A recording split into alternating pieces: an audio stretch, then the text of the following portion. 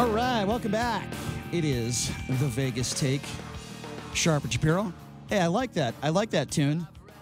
That band is called Our Lady Peace. They've sold millions of albums throughout the world, and they're going to be coming in here at about 11 a.m. to talk a little bit about their show tonight at the Joint at the Hard Rock, and they're actually doing a private performance for some of our listeners, too. So we're looking forward to that. That's coming up in hour number 3. So certainly stay tuned for that. We're going to get to this NBA China story coming up in hour number 2. Oh, yeah, it's heating up. Steve Kerr, Greg Popovich, Donald Trump, they're all involved. And I'll explain, and even Prince, the late Prince is involved. I'll explain.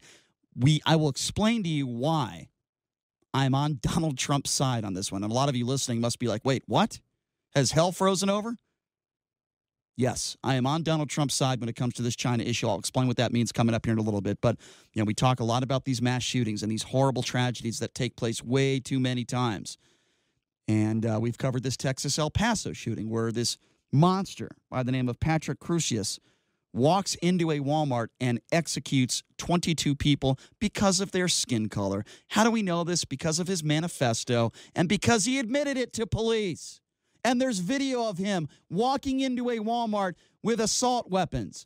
The evidence is overwhelming. Not only did he admit to doing it, but there's a manifesto. This is what I hate about our justice system, or as I like to call it, our injustice system. His attorneys have decided for him to plead not guilty. That's right. Make it worse for the families and the victims. If you wanted a plea deal and you wanted to maybe save his life and put him life behind bars, fine. Even though I don't like it, fine. But for his attorneys to get this kid to plead not guilty when you could not say that the evidence isn't more overwhelming. Like I said, there's video of him walking into the Walmart with those weapons. He admitted to it in an interview with police. He admitted to executing these people. He even admitted the motive that said the same thing in the manifesto. But yet his attorneys are saying there are two sides to every story. That's right. This is a disgrace. The lead defense attorney in this case, his name is Mark Stevens. Here's what he said. He said, quote, "There are two sides to every story." Really? I wonder what the other side of the story is. I wonder how you can defend walking into a Walmart and killing innocent people. I wonder what side of the story he's talking about. Listen, I understand that everyone is entitled to a defense. I get that. You have to defend the Constitution. I get that. But spare me that for a second here. This man walked into a Walmart, this kid, this monster, and killed 22 people. Not guilty plea? Can somebody please explain to me how that happens?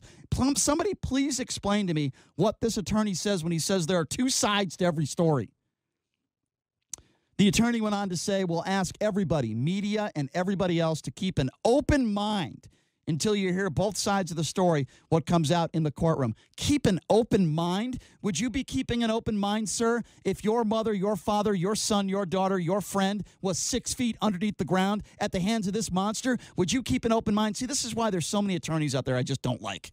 I'm sorry, but this is ridiculous.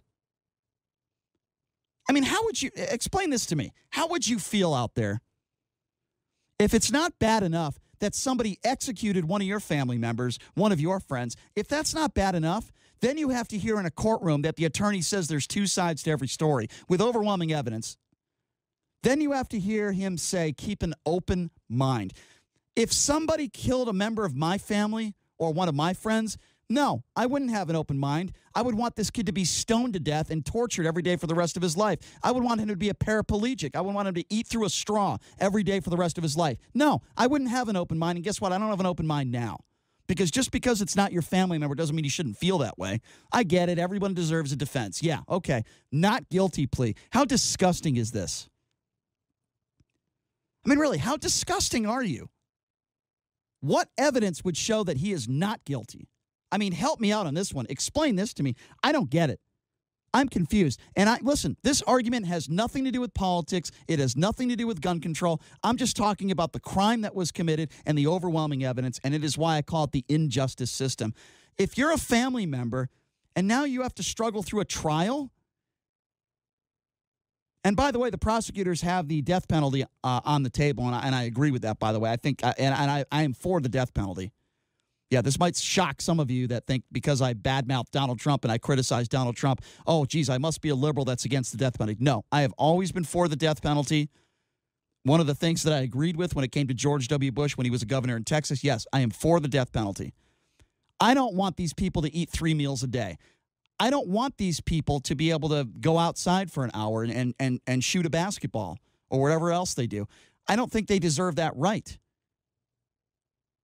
Now, listen, I know in this country we're never going to have torture, but I'm telling you, if this kid was tortured, I wouldn't feel sorry for him one bit. And then people want to talk about mental illness.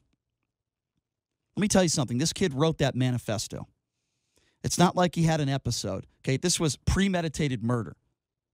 He wrote a manifesto. He talked about his hatred towards dark people, brown people, immigrants. And he did what he wanted to do. This was all premeditated. Now, you're going to say, this is what I don't understand about people that say, well, you know, he's mentally ill. He's mentally ill. Cut him some slack. He's mentally ill. In my opinion, if you kill one person, there's something wrong with you. You're mentally ill. In my opinion, if you put your hands on a woman, there's something wrong with you. You're probably mentally ill. In my opinion, any of these types of heinous crimes, rape, whatever the case may be, of course you're not mentally normal. What is mentally normal when you decide to execute 22 people? But I'm sorry. I mean, as you can tell, this bothers me. It bothers me when somebody can walk into a Walmart and execute a bunch of people and kill a bunch of people, and there's overwhelming evidence. What more evidence do you want? We have video of him doing it, walking into the Walmart with guns, and then he admitted it to police. And then we live in a society where a defense attorney can say, well, we're going to plead not guilty. We're going to draw this thing out. There's two sides to every story. No, there's not two sides to this story. This kid is a nut job and an animal and a hateful white supremacist who decided to kill a bunch of innocent people, and he admitted to it, with all due respect to this stupid attorney. This is absolutely absurd and ridiculous, and everyone should be upset about this. Again, this has nothing to do with whether you're a Republican or a Democrat. It has nothing to do with politics, and it has everything to do with doing the right thing. And I understand that everyone deserves a defense. I get that. But this brings it to a whole new level, folks. The evidence is overwhelming. And then there are people on the other side that make excuses. Well, I'm not making excuses here. We'll take your calls on this one. 702-257-5396. Again, 257-5396. What do you think about this kid, Texas El Paso, walks into the courtroom yesterday with his attorneys, and they plead not guilty? The attorney said, well, you know what? There's two sides to every story. Keep an open mind. Should we keep an open mind when it comes to cases like this? Again, that number to call if you want to be a part of this conversation, 702-257-5396. And look, there are situations where people overreact. For example, have you heard of this? A 12-year-old Overland Park girl formed a gun with her fingers, pointed it at her middle school classmates, one at a time, and then turned the pretend weapon towards herself, and police hauled her out of the school in handcuffs, arrested her, and charged the child with felony for threatening. Now, I disagree with that. If a 12-year-old uses a gun with it, turns his fingers into a gun, I don't think you should be arrested for something like that. So I think like I said, there's two sides to every story in this specific situation. If a 12-year-old does that, I don't think they should be arrested. Now, maybe suspended. I don't have a problem with that. Gosh, even maybe expulsion. I don't know. I think that would be a little bit too much. But if a 12-year-old uses his or her fingers and pretends that it's a gun and pretends to shoot people with his or her fingers, I don't think that child should be arrested for that. I think that is utterly ridiculous. So I will take this child's side on that. Now, you should never do that. I think it's an offense where you can get, a suspension, maybe even expulsion, but arrested? Kids do this sort of stuff all the time, and I understand we're in a day and age where, it's different now with all these mass shootings, and I get that. But I also believe that this was an overreaction. If a kid uses his fingers and pretends that it's a weapon, you're okay with arresting that kid for that? I'm not okay with that. Guess what? I'm also not okay with a guy walking into a Walmart, killing 22 people, and then his attorney's pleading not guilty. The number to call, 257-5396, if you want to be a part of the conversation, 702-257-5396. Why don't we start off with Austin? Austin, thanks for calling in. What do you think about this? Hey, this is a perfect example. of where we could make a joke out of this guy. Like, we could put him on death row, like, within a year, and like show the whole world or show the whole country, like, you can't do this. Mm-hmm. Like, why don't we do that? I agree. Like, why don't we make an example out of him? Yeah, I agree. Well, what do you think about this attorney? When everything's so, like, obvious, right? Completely obvious, Austin, right? I mean, I spelled it out. I mean, and you've seen the video and the pictures of him walking in with the guns, the manifesto, and then him admitting to police that he did it. What would you say to his attorney that says there's two sides to every story and we need to have an open mind? What would you say to his attorney? I'm a little bit torn. Okay, there's always two sides. I get the other side doesn't matter. Whatever side he has to say doesn't matter. But I don't know what his motivations are for that. I'm not sure. So I can't speak on that. Yeah. Now, right. I do think this guy needs to be made an example of. And so other people, the younger people, will see this. Oh, crap. Right. They'll execute him real quick. Yeah. And I think that would maybe change. But what else do we have to have, you know? No, you're right. I agree, Austin. That's a good call, and we appreciate the phone call. Thank you so much. I think he should be made an example of. Absolutely. I say give him the death penalty. Not guilty is a joke. 257-5396 is the number to call, 702-257-5396. What would you guys say if Paddock, the guy who killed 58 people in Las Vegas, what would you say if he didn't kill himself and he was still alive and he was behind bars right now and his attorney said, well, guys, there's two sides to every story. Please have an open mind. How would you guys feel about that? There's a time and a place for attorneys to say the right things, and then there's a time and a place for them to just shut up. Don't even speak to the media. And this not guilty plea is ridiculous. 257-5396 is the number to call. Let's go to Joe. Joe, what's going on? Hey, how you doing, Steve? What's up, Joe? This is Brian. What's up? Hey, sorry, Brian. That's okay. My thing is with this slimy attorney, is that he is looking for propaganda and dragging this thing out so he can just make more money in his pocket. Mm-hmm. Hourly wage. So you think, and that's a good point. So, and look, this isn't the first time an attorney's done that, right? So you think that the only reason why he probably took this case was probably for the PR for him, and you think the reason why he's making these comments just furthers that narrative. Is that what you're saying? Exactly. Well, yep. Yeah. There's just lawyers like that should be disbarred. What would you say, Joe? That's an interesting point you make. What would you say to an attorney like a Robert Shapiro or the late Johnny Cochran, who had to have known, that O.J. Simpson committed those murders? So do you feel the same way about them as you do about this attorney? I do. It's funny that you say that because I was just thinking about the whole O.J. incident as I was listening to you earlier, and I'm thinking, hey, these guys are they're slimeball attorneys, and I'm 100% convinced that O.J. is guilty. As probably more than half of America is. You know what a lot of these attorneys say, Joe? They say, I'm just defending the Constitution. However, it specifically says that if you're representing a client and 100% without a shadow of a doubt that they're guilty and you're still trying to get them off, you are not supposed to take the case. That is what they are told, but I guarantee you a lot of these attorneys don't do that. Oh, no, it's all about the Benjamins for those guys. Unfortunately, you sound like Ilhan Omar when you say that. But anyway, thank you for the call, Joe. All right, bud. Have a good day. All right, we appreciate it. 257-5396 is the number to call. Again, 257-5396. By the way, speaking of Omar, real quickly, sidebar. Sidebar, you see how I use that terminology? I could be an attorney. Sidebar, Ilhan Omar has now filed for divorce. Very sad to say. 257-5396. Why don't we go to Todd? Todd, thanks for calling in. What do you think about all this? Hey, buddy. So I think these shooters, these mass shooters, and these people that are looking for infamy and instant gratification or whatever, I don't think the death penalty is a deterrent. I think we need to.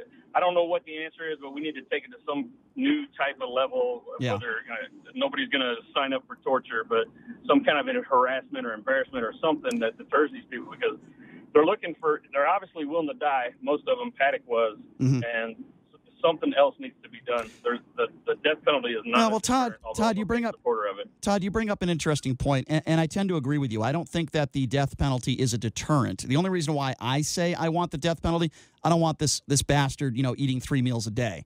I'm not saying, Absolutely. yeah, I don't think it's a deterrent. Well, it's an interesting point you bring up. Now, in some other countries, as you know, and I'm not saying this should ever happen in America, but if you rape somebody, we all know what they do to a certain member of the male anatomy if you commit a horrible crime like that. If you rob somebody, they'll cut your arms off. I mean, I don't want that to happen in this country. However, that's the extreme. But I tend to agree with you. I don't know what a deterrent would be. But how about put somebody in a 4x4 cell for the rest of their life? I think if you kill 22 people, I think that is a sufficient crime. Put somebody in a 4x4 cell. Don't let them get any sunlight. Give them one meal a day for the rest of their life. They will go nuts. They will go crazy. To me, that is the worst thing one of the worst things you could do to somebody. I think that would help. Yeah, I don't know how you educate or stop, especially the young kids that are like the Florida school shooter. I mean, I don't know what it would take. I know there's ways that we can identify it early, and we've missed some signs on some of them because we're learning. They're learning faster than we are, but we're learning. But I just think there's something we can do, and I think instant social media and instant approval and all this other stuff that we got going on today is part of the problem. I don't know how to fix it, but you write gun laws, and only the people that obey the gun laws are going to obey the gun laws. So, I have no idea how to fix it. But thanks for taking my call. Yeah, Todd, I appreciate the call, and sadly, I think you're right. And by the way, the number to call if you want to be a part of the program is 257-5396. Look, we've talked about gun control a gazillion times on this show. While I understand what he's saying, yeah, if you're not going to commit a crime, the people that aren't committing crimes are the ones that are going to abide by the gun laws. But however, if you get rid of some of these assault weapons off the streets, if you just get rid of them completely, then that is a deterrent, and it will not allow, hopefully it will not allow some of these bad criminals picking up these types of weapons. So I think there are certain things we can do to not end all the carnage. Never have I once said on this show that there's one law that we could put in place, or there's one thing that we can do that can end mass shootings. I've never said that before, and I never would say that because I think that's an irresponsible thing to say. However, we need to do something. And when I talk to gun lovers, some gun lovers out there, they think more guns are the answer. It's completely absurd and ridiculous. Hate crimes are on the rise. Mass shootings have been on the rise since Obama took office. There's several different things that I think we can do that can maybe change some things. One of them is red flag laws. Yes, I absolutely believe that if we put some logical red flag laws on the books, and I mean logical, but if we put some logical red flag laws on the books, I think it could be a deterrent that could save lives. Absolutely. Yes, we have to do some things when it comes to mental illness. If we see, and that's where red flag laws, I think, could come into effect, but if we see something that is unusual behavior, and there's evidence of that, and there's proof of that type of behavior, then guess what? I don't want that person, and I don't think anybody should want that person getting their hands on a weapon. So, yes, I think red flag laws and mental illness go hand in hand here, and that needs to happen. We need to get some of that. And as far as these assault weapons go, I've talked about this a gazillion times. The types of weapons that were used in Texas, El Paso, the types of weapons that were used in Las Vegas, many of the weapons that are used in many of these mass shootings should not be sold to anyone. Anyone. And when Republicans want to come up and say, well, you know what? Democrats want to take all our guns away. That's just not factually accurate. In fact, I've never spoken to a Democrat that has told me that. Even Beto O'Rourke, who I think put a lot of emotion into what he said over the course of the last several months, even Beto O'Rourke never said that he wants to take all your guns away. And I have absolutely no problem with people being able to defend themselves.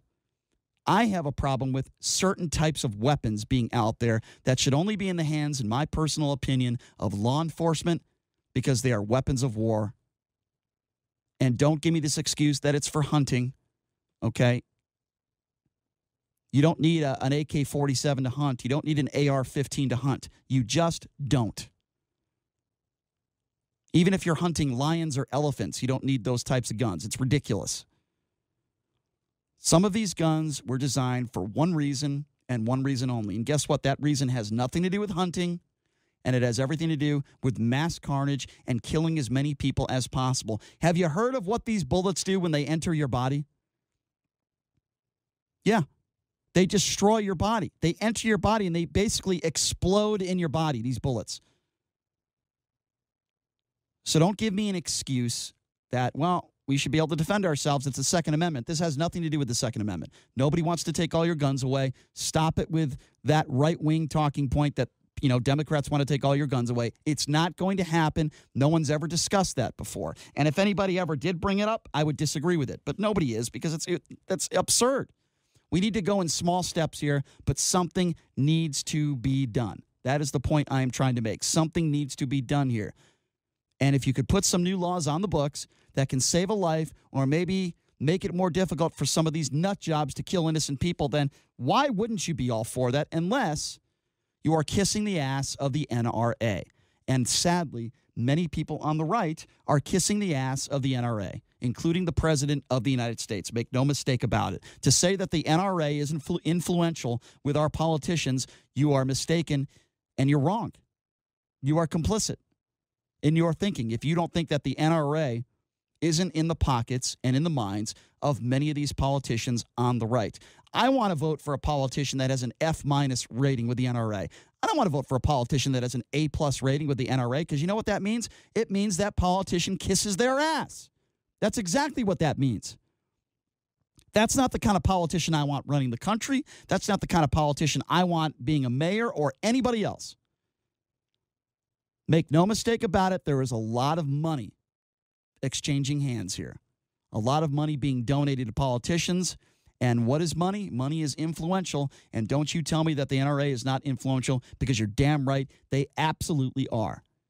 And I've gone after Donald Trump for this, and I will continue to go after him, because I don't think Republicans are doing enough to make some changes and logical gun control. All right, so I'm going to take Donald Trump's side on this one, though. You guys might be surprised on this. Yes, I am going to side with Donald Trump on this one, and it involves Steve Kerr. It involves Greg Popovich. And it involves the NBA and China. And this is a big issue. We have some audio to play for you, and I'm going to tell you why I agree with Donald Trump, and it has been a long time since I agreed with him on anything, but I agree with him on this issue. I will explain to you exactly what that means coming up next. You're listening to The Vegas Take on the all-new 101.5 FM, 720 AM, KDAWN.